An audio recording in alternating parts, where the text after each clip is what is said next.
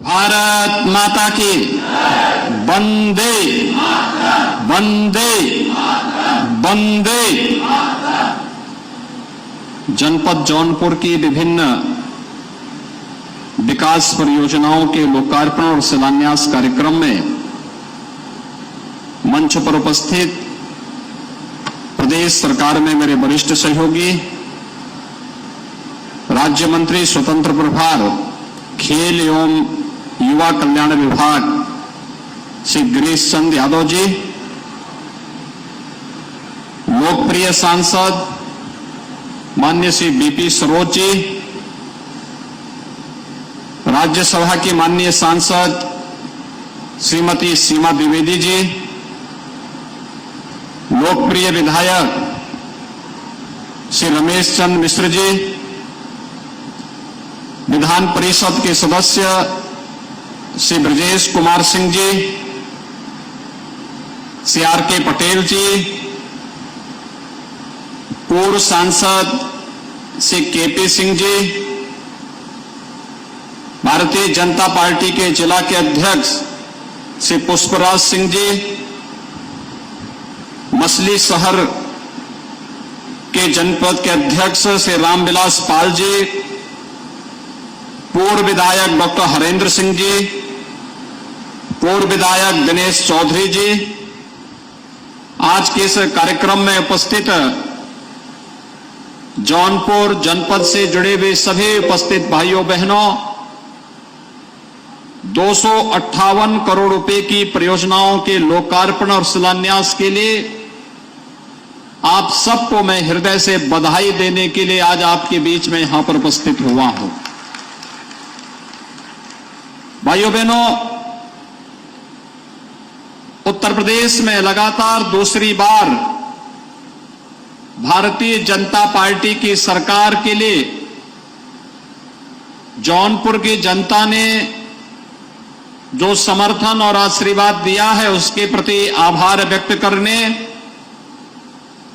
और विकास के प्रति आप सबको आश्वस्त करने के लिए ही मैं आज आपके बीच में यहां पर उपस्थित हुआ हूं। आज प्रातः काल ही मैंने जौनपुर में आकर के यहां पर स्वर्गीय उमानाथ सिंह मेडिकल कॉलेज का निरीक्षण किया है। जौनपुर में नवनिर्मित एसटीपी के भी कार्यप्रणाली को नजदीक से देखा है और विकास की प्रक्रिया के साथ तेजी के साथ आगे जुड़ने और साथ ही साथ प्रधानमंत्री जी के आत्मनिर्भर भारत के लक्ष्य को प्राप्त करने की दिशा में किए जाने वाले प्रयास को इस मंच के पीछे लगी हुई प्रदर्शनी के माध्यम से मुझे देखने का अवसर प्राप्त हुआ है। मैं विश्वास के साथ कह सकता हूं कि जौनपुर अब नए भारत के नए उत्तर प्रदेश का विकास की प्रक्रिया के साथ तेजी से आगे बढ़ता हुआ एक जनपद है और बहुत शीघ्र जौनपुर में वे सभी प्रकार की सुविधाएं जौनपुर वासियों को प्राप्त होंगी जिसको लेकर के दशकों से यहां के लोगों को इंतजार था।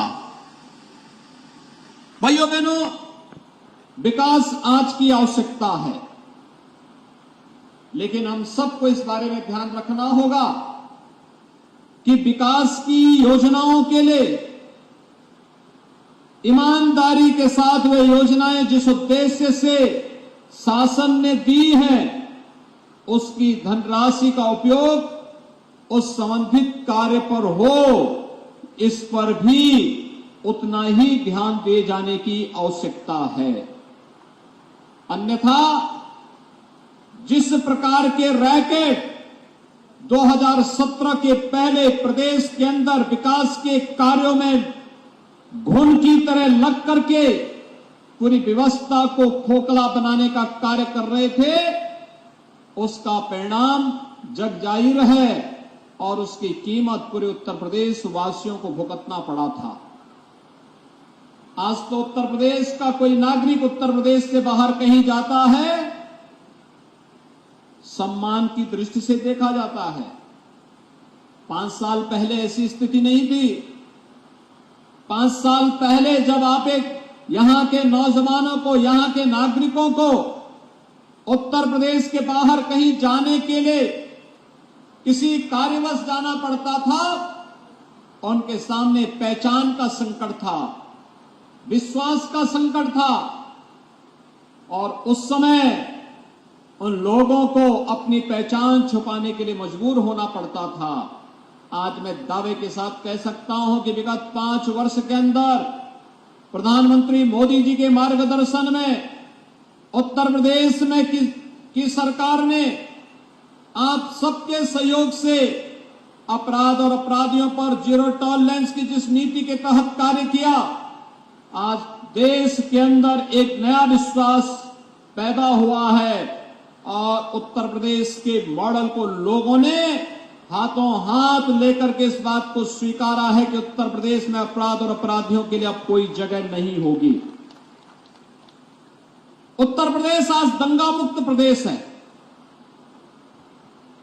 राष्ट्रीय अपराध ब्यूरो के जब आंकड़े सामने आते हैं तो आंकड़े इस बात को चौंकाने वाले होते हैं। इन आंकड़ों के माध्यम से उत्तर प्रदेश की कानून व्यवस्था देश के अंदर एक नजीर बन रही है। बेहतर कानून व्यवस्था की स्थिति प्रदेश के अंदर रोजगार और निवेश की व्यापक संभावनाओं को आगे बढ़ा रही है। और अगर नौजवान को घर में ही रोजगार मिल जाएगा तो वह फिर दूसरी जगह क्यों जाएगा? उसकी प्रतिभा और उसकी ऊर्जा का लाभ उत्तर प्रदेश को मिल ही जाएगा। और उत्तर प्रदेश के अंदर आज वे सभी संभावनाएं तेजी के साथ आगे बढ़ी हैं। हम लोग अभी कोरोना से उबरे हैं। इस सदी की सबसे बड़ी महामारी 2.5 वर्ष पहले जब कोरोना महामारी आई थी, पूरी दुनिया को पस्त की थी, पूरी दुनिया को पस्त की थी। और उस समय आप सब ने इस बात को अनुभव किया होगा। प्रधानमंत्री मोदी जी के नेतृत्व में जीवन और जीविका को बचाने के लिए जो कार्यक्रम चले, फ्री में टेस्ट, फ्री में उपचार, फ्री में हर जरूरतमंद को राशन की सुविधा और फ्री में वैक्सीन, 200 करोड़ वैक्सीन की डोजेज भी लग गई। लगातार ये पहली बार हो रहा है जब संवेदनशील सरकारें पूरी संवेदना के साथ बिना भेदभाव के अपने शासन की योजनाओं को समाज के प्रत्येक तबके तक पहुंचाने का कार्य कर रही हैं। लेकिन इस सब के बावजूद जब कोरोना कालखंड के दौरान लॉकडाउन लगा और भारी संख्या में प्रवासी कामगार और श्रमिक अपने अपने गांव की तरफ पलायन किए थे, तो भाइयों बहनों, अकेले जौनपुर जनपद में भी 1.5 लाख से अधिक प्रवासी कामगार और श्रमिक वापस आए थे। और जनप्रतिनिधियों ने और प्रशासन ने मिलकर के जिस जिम्मेदारी के साथ उन्हें सुरक्षित उनके घर तक पहुंचाने और उनके भरण पोषण की व्यवस्था की, और केवल जौनपुर के ही नहीं, पूरे प्रदेश के अंदर 40 लाख ऐसे कामगार और श्रमिक उत्तर प्रदेश के अंदर आए थे जिन्हें सम्मान देने का कार्य और उनको आजीविका के साथ जोड़ने का कार्य उत्तर प्रदेश ने सफलतापूर्वक किया था। हम केवल कहते नहीं हैं, परिणाम में बदल करके उसे सामने लेकर के आते हैं। और आज इसीलिए मैं आज कह रहा हूं आप सबसे, भ्रष्टाचार के खिलाफ एक बड़ी लड़ाई को आगे बढ़ाने की आवश्यकता है। ये भ्रष्टाचार पिछली सरकारों की जीन्स का हिस्सा था। इन्होंने भ्रष्टाचार के माध्यम से उत्तर प्रदेश की छवि को धूमिल कर दिया था। अपने लिए, अपने खानदान के लिए ये लोग भ्रष्टाचार पैदा करते थे। विकास की योजना लोक कल्याण के लिए नहीं, ठेकेदारों को लाभान्वित करने के लिए बनाते थे। अपने स्वयं के पाले हुए गुर्गों को लाभान्वित करने के लिए बनाते थे। और इसीलिए उन लोगों पर प्रहार करने के लिए इस सरकार ने पूरी मजबूती के साथ लड़ना प्रारंभ किया है। हमने तय किया है, भ्रष्टाचारी कोई भी होगा, उसकी संपत्ति को हम कुर्क करके फिर से उसे सार्वजनिक उपयोग में गरीबों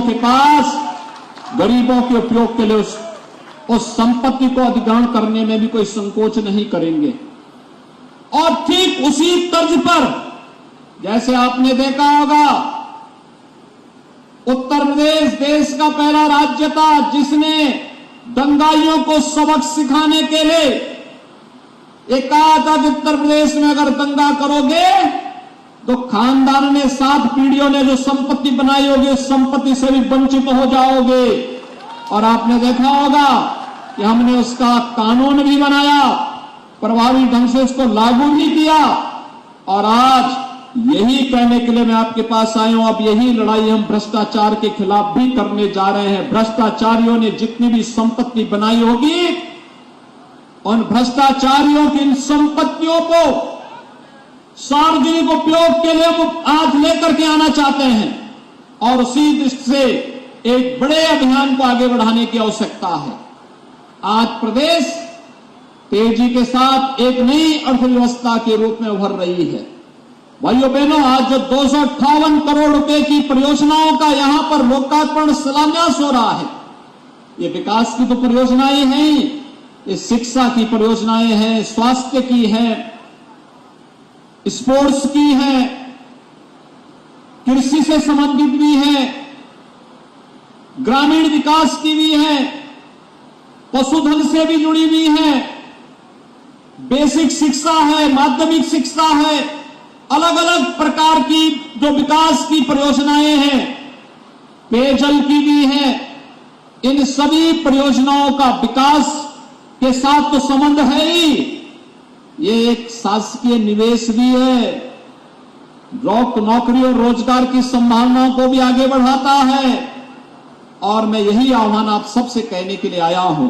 प्रधानमंत्री जी ने 15 अगस्त 2022 को पूरे देशवासियों को जो अपना संबोधन दिया था, उसमें पंच प्रण की बात कही थी।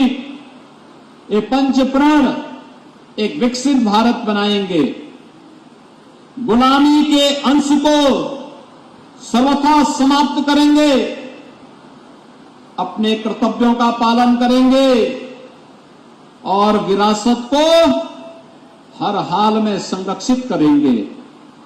भाइयों बहनों, ये जो अभियान है, आज आत्मनिर्भर भारत के लक्ष्य को प्राप्त करने की दिशा में एक नए अभियान को आगे बढ़ाने की आवश्यकता है। आत्मनिर्भर भारत के लक्ष्य को तब प्राप्त करने में सफलता प्राप्त हो पाएगी जब आत्मनिर्भर गांव बनेंगे, आत्मनिर्भर नगर बनेंगे। आत्मनिर्भर गांव के लिए हमारी ग्राम पंचायतों को भी आत्मनिर्भर बनाना पड़ेगा। और मैं आह्वान करूंगा, जो भी ग्राम पंचायत अपने आप को आत्मनिर्भर बनाएंगी, उस ग्राम पंचायत को स्मार्ट ग्राम पंचायत बनाने के लिए राज्य सरकार भी अलग से उन्हें धनराशि उपलब्ध करवाने का कार्य करेगी। और गांव को एक अच्छे मॉडल के सामने हम प्रदेश और देश के सामने भी रखने का कार्य करेंगे। ऐसे ही नगर निकायों के साथ भी होगा। जो नगर निकाय अपने को आत्मनिर्भर बनाएगा, उस नगर निकाय को स्मार्ट नगर निकाय बनाने के लिए राज्य सरकार अपने स्तर पर बिल्कुल सहयोग करेगा। इस दिशा में एक नए अभियान को आगे बढ़ाने की आवश्यकता है और उस अभियान के साथ जुड़ करके ही हम नए भारत का नया उत्तर प्रदेश बना पाएंगे। आज भारत दुनिया की सबसे तेजी के साथ उभरती हुई अर्थव्यवस्था है।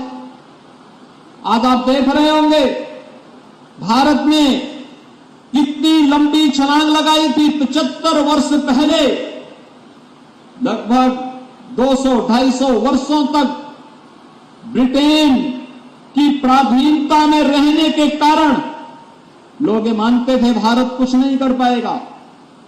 लेकिन उनकी इस मंशा को दरकिनार करते हुए भारत के यशस्वी नेतृत्व ने आज भारत को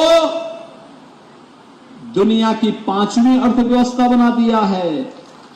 ब्रिटेन को पिछाड़ करके भारत 5वीं अर्थव्यवस्था बना है और ब्रिटेन को पिछाड़ करके भारत 5वीं अर्थव्यवस्था के रूप में भारत का उभार इस बात को प्रमाणित करता है कि आने वाली जो सदी, वर्तमान की जो सदी है, प्रधानमंत्री मोदी जी के नेतृत्व में यह भारत को दुनिया की सबसे बड़ी ताकत के रूप में स्थापित करने में मदद करेगा।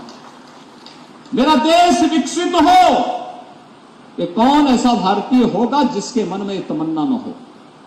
हमारा देश विकास करेगा तो हर व्यक्ति विकास करेगा। विकास की योजना का लाभ समाज के हर एक तबके को प्राप्त होगा और अपने देश के बारे में सोच एक सकारात्मक सोच है। उस सकारात्मक सोच के साथ हम सबको जुड़ना पड़ेगा और भाइयों बहनों, वह तब होगा जब हम अपने गांव के लिए करेंगे, अपने नगर के लिए करेंगे। जिस क्षेत्र में जो व्यक्ति कार्य कर रहा है वहां पर वह ईमानदारी के साथ अपने कर्तव्यों का निर्वहन कर ले, ईमानदारी के साथ अपने कर्तव्यों का निर्वहन कर ले। मैं भी देख रहा था एग्जीबिशन में, बेसिक शिक्षा परिषद के बच्चे थे और कितना धारा प्रवाह बोल रहे थे, कितना अच्छा प्रदर्शन कर रहे थे।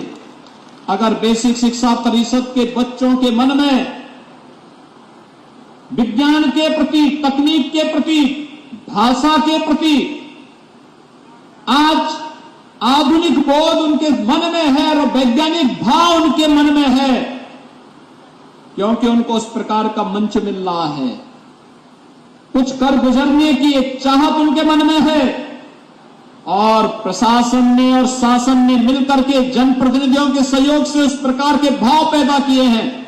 उसके परिणाम भी हम सबके सामने देखने को मिल रहे हैं और आज यही मैं यहां पर देख रहा था। वे बच्चे इससे पहले इसलिए नहीं कर पाते थे क्योंकि पिछली सरकारों के पास फुर्सत ही नहीं थी। पिछली सरकारों ने शिक्षा को नकल का जरिया बना दिया था। शिक्षा को इतना उन्होंने भ्रष्ट करने का प्रयास किया था।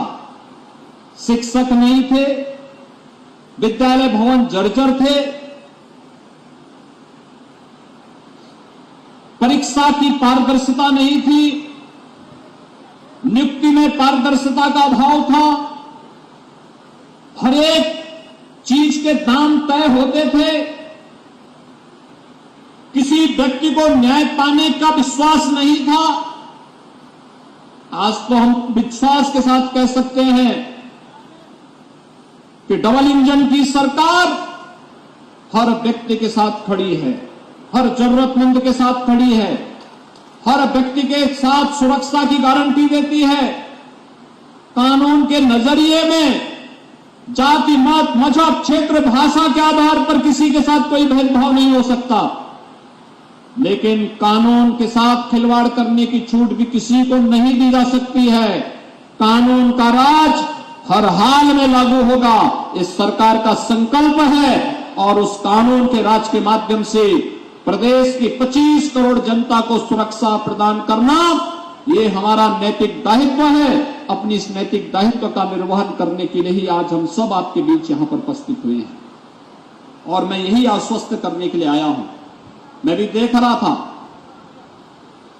कि काशी के साथ छुटा हुआ जनपद जौनपुर भी अपनी एक नई पहचान के लिए आगे बढ़ रहा है। और मैं पिछली बार जब आया था विधानसभा चुनाव के ठीक पहले, तब भी मैंने कहा था यहां पर जौनपुर आते हैं तो जौनपुर की मुझे बहुत पुरानी याद, 30 साल पहले की याद है, जब यहां पर मुझे एक बार देखने को मिला था कि जौनपुर में उस समय इत्र भी था। और मैं धन्यवाद दूंगा यहां के जिला प्रशासन और जनप्रतिनिधियों को, इन्होंने इत्र को फिर से जौनपुर के साथ जोड़ने के कार्यक्रम को आगे बढ़ाना प्रारंभ किया है। इमरती को जीआई प्रोडक्ट के रूप में आगे बढ़ाने के लिए भी आज यहां पर कार्रवाई प्रारंभ हुई है और जैसे ही उसके साथ यहां की इमरती जुड़ेगी, आप देखना यही इमरती वैश्विक मंच पे छा जाएगी, एक नया ब्रांड बनकर के आगे दुनिया के सामने छा जाएगी। यहाँ की मिट्टी। और मुझे लगता है कि दोनों, जौनपुर की सुगंध भी और जौनपुर की मिठास भी आज वैश्विक मंच तक पहुंचाने की आवश्यकता है। जौनपुर की प्रतिभा जहां कहीं भी गई है, शिक्षा के क्षेत्र में, तकनीक के क्षेत्र में, कृषि वैज्ञानिक के रूप में, या फिर व्यवसाय के क्षेत्र में, जीवन के किसी भी क्षेत्र में, जहां कहीं भी जौनपुर को जाने का अवसर प्राप्त हुआ है, जौनपुर की प्रतिभा को जाने का अवसर प्राप्त हुआ है, उसने अपनी एक अलग पहचान और छाप छोड़ी है। और मुझे लगता है उसे आज आगे बढ़ाने की आवश्यकता है, उसे आज आगे बढ़ाने की आवश्यकता है। और उसी का आह्वान करने के लिए मैं आपके पास आया हूं। सरकार बहुत शीघ्र एक नई योजना प्रारंभ करने जा रही है, मातृभूमि योजना। मैं आपका भी आह्वान करूंगा, पूरे जौनपुर वासियों का भी आह्वान करूंगा, अपने अपने गांव को आत्मनिर्भर गांव बनाने के लिए गांव से जुड़े हुए जो लोग बाहर चले गए हैं, गांव में उनका आना जाना बहुत कम हो पाता है, उनके पास संसाधन है लेकिन कहां खर्च करना उन्हें नहीं पता। उन्हें गांव के साथ आप जोड़िए, गांव को किसी न किसी उद्यम के साथ जोड़िए। अगर वे अपने किसी पूर्वज के नाम पर किसी अच्छे संस्थान के निर्माण के कार्यक्रम को आगे बढ़ाना चाहते हैं, कोई व्यक्ति गांव में स्मार्ट विद्यालय बनाना चाहता होगा, कोई स्किल डेवलपमेंट का सेंटर खोलना चाहता होगा, कोई सामुदायिक भवन का और कम्युनिटी सेंटर का निर्माण करना चाहता होगा, वह शासन की योजना के साथ अपने आप को जोड़े, आधा पैसा वह लगाए, आधा पैसा सरकार दे, और भाइयों बहनों, हम उनके पूर्वज के नाम पर एक शिलापट वहां लगवा देंगे। उसका निवेश भी होगा, गांव अच्छा भी होगा, नगर या वार्ड भी अच्छा होगा, लोगों को सुविधा भी मिलेगी और साथ साथ उनके पूर्वजों के स्मरण के साथ उन्हें जोड़ने का अवसर भी प्राप्त होगा कि मुझे अपनी धरती से ऋण होने का भी एक अवसर प्राप्त होगा। इस योजना को लेकर के सरकार बहुत शीघ्र आने जा रही है और मैं आह्वान करूंगा हम इस कार्यक्रम के साथ जुड़ें, बुलाएं लोगों को अपने गांव में, विद्यालयों के साथ जोड़े, चिकित्सालयों के साथ जोड़े। आज आवश्यकता है तकनीक के माध्यम से जनता जनार्दन को अधिकाधिक सुविधा उपलब्ध कराने की, और इस अधिकाधिक सुविधा के साथ जब हम लोगों को जोड़ेंगे तो बड़े पैमाने पर तकनीक के माध्यम से अधिक लोगों के कल्याण का मार्ग हम प्रशस्त कर पाएंगे। भाइयों बहनों, आज जौनपुर एक नई दिशा में आगे बढ़ रहा है। स्वर्गीय वीर बहादुर सिंह पूर्वांचल विश्वविद्यालय आज तेजी के साथ शिक्षा, उच्च शिक्षा के क्षेत्र में आगे बढ़ रहा है।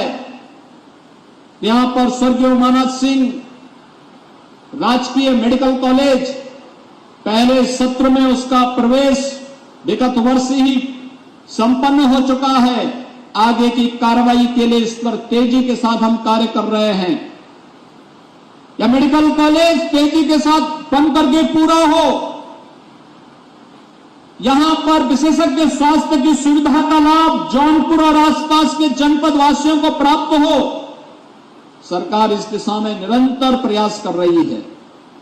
इसके साथ ही विकास की अन्य तमाम परियोजनाएं, वो बेसिक और माध्यमिक शिक्षा का हो, उच्च शिक्षा का हो, पशुधन का हो, या फिर नगर विकास और ग्राम्य विकास और पंचायती राज से जुड़े हुए सभी संस्थानों के साथ विकास की इस प्रक्रिया को आगे बढ़ाने के लिए हम सब पूरी तन्मयता के साथ जुड़ करके जौनपुर को उसकी पुरातन पहचान को बनाए रखते हुए विकास की आधुनिक योजनाओं के साथ जोड़ने का कार्य करेंगे।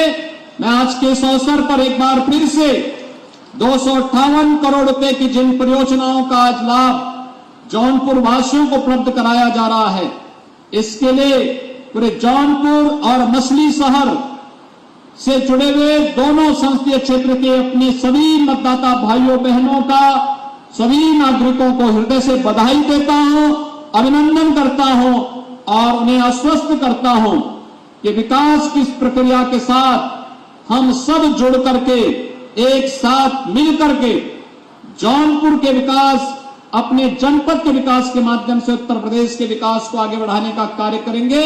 आप सबके प्रति मेरी शुभकामनाएं। धन्यवाद। जय हिंद। बहुत बहुत धन्यवाद माननीय। आज समूचा जनपद जौनपुर गौरवान्वित होने के साथ साथ कृतज्ञ भी महसूस कर रहा है। आप द्वारा जो 200